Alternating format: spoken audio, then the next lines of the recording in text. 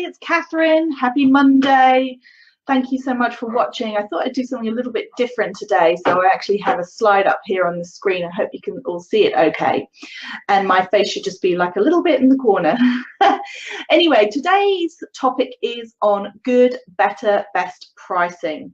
So I'll tell you a little bit more about that at the end. In the meantime, though, I do recommend, if you haven't done so already, that you go ahead and download my roadmap. I will put the link in the comments, and that will give you the step-by-step process to growing your business, which actually I'm currently working through. I'm excited. I've just started the first ever Fast Forward to Profit course that I'm running, and I'm doing that. I've got my first group of people taking part in it.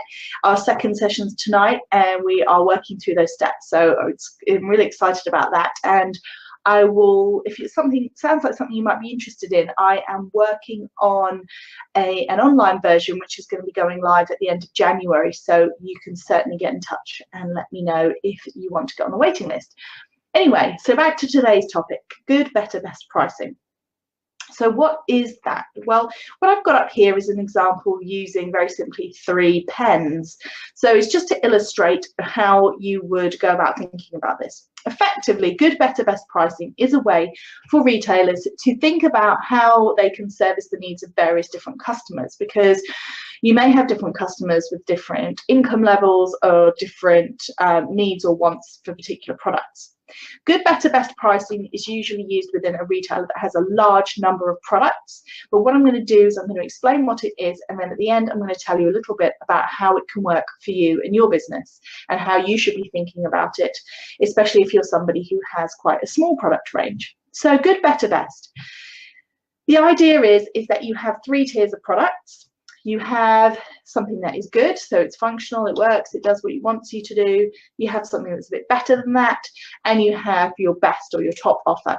And it's important to have all of these in a market, or all of these, especially within a particular retail business, because it just offers true choice to your customers. So the example I've got up here is 3 pens. The first one that I'm starting with is your standard Bic Biro, and that is usually retails for around 50p to £1, depending on which shop you're in. It's good, it does what you want it to, it's functional, you can write with it. Some people it's their favorite pen, that's, everyone has their own preference. So that is number 1. Number 2 is the Uniball I, which is, got one here. These retail for around £2.75, £2.95. It is also, it does the same thing as the pen. There's the Biro, but it's a bit, nicer. There's a cap that is a bit more substantial than a Biro cap. You've got, this little see-through plastic bit here, so it's a little bit more stylish. The ink is smoother, and so on and so forth. So basically, that is your better offering. So good is your Bic, better is your Uniball I. And in this case, I've jumped all the way up to a £45 fountain pen, which is from a company called Lamy. And that is what you would call your best offering. So same product, 3 different price tiers: good, better, best. Each one is suitable for the purpose. And really it's up to the customer then to choose what they want, what they feel comfortable with in terms of hello there to everybody, in terms of the amount of money that they want to pay. So why is that important? So if you're sitting there and you have if you have a boutique, or you have a marketplace, or you have any kind of business where you've got a large number of products, then do take the time to look through and ask yourself if you've covered off the good, better, best categories. So do you have products that are what we call entry price points? So that's your lowest price point that's available for people who perhaps don't want to necessarily be spending, they still want a product that works for them, but they don't want to be spending so much. And Have you got the middle ground covered off, that one, the one step up? And have you got the exit covered off? Because it's always useful, this exit price point, which is another word for the best category, is a really interesting place for you to try different things in your business. And of course, one of the ways to grow your business is to increase the amount of money that people spend with you per transaction. And one of the ways to do that is to offer some more high-end things.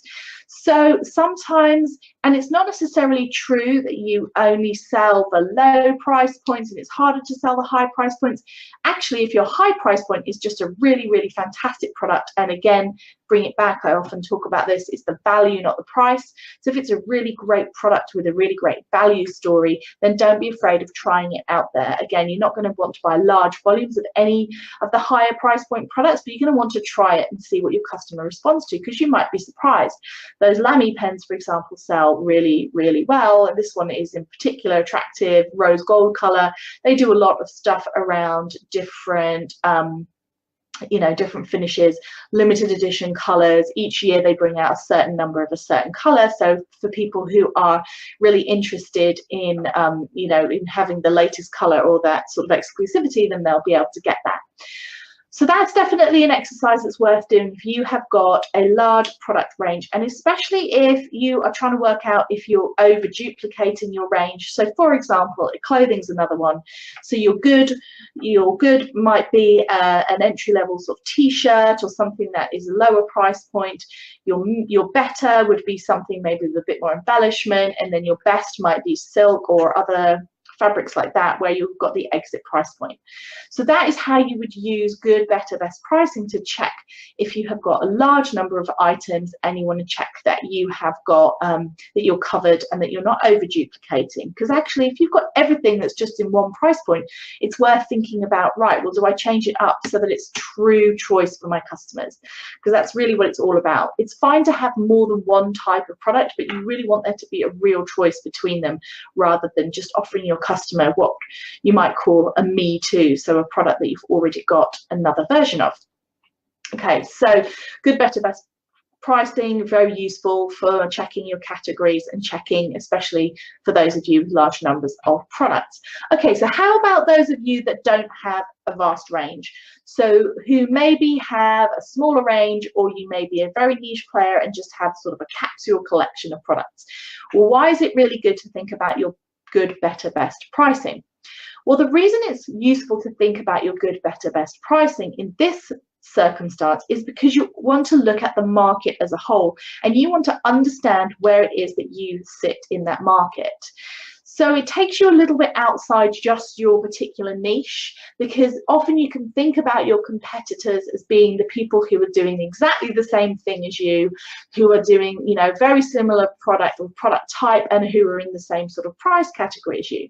So you may not think about your competitors as being people with different types of pricing, but it's worth doing this exercise, because what it will do, it will open your eyes to the whole range of products that your customer has got to choose from when they are thinking about whether or not they shop from you.